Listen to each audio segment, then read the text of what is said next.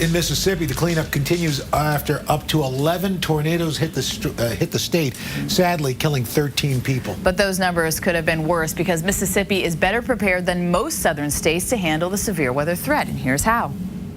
This little girl's home is gone, blown away by a powerful tornado here in Pearl, Mississippi. Can't imagine what it's like to be that age and see everything that you had, everything that you knew as security be stripped from you. And it's really tough to see. This is actually where she lived.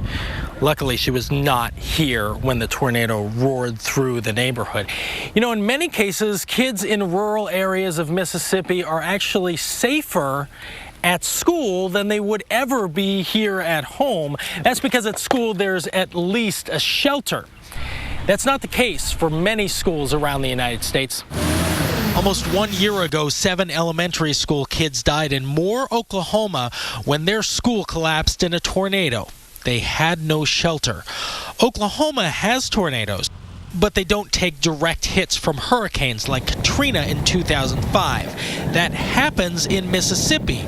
They get both tornadoes and hurricanes. Every month for a whole year, there's a potential for us to have some type of severe weather event that could cause loss of life, and that concerns us. The state's emergency management director tells us new schools have a safe place because of their unique threat. Dave Malkoff with the Weather Channel. Phil Bryant. We heard the same thing from the governor. We are doing our very best to make sure that we harden all of the targets that we know exist throughout the state, that being small communities, schools, areas where large groups of people would gather. I'd say maybe 5 years ago we wouldn't have closed the schools, but this time uniformly that happened. We just had a 3-year anniversary of the tornado that hit Smithville. Smithville High School now has a domed area the governor tells us is nearly tornado-proof. So we've got a great shelter there that'll hold about 130. One by one, those shelters are going up that will help protect the state's smallest survivors.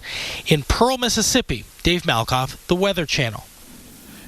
Some other states need to follow that example. That they do. Wow. Well, as we go to the 7-day forecast, you and Jen Carfagno dressed twins today. Yeah, we called each other. That's what we do. No, we didn't at all. But we want to congratulate Jen on getting her scuba license.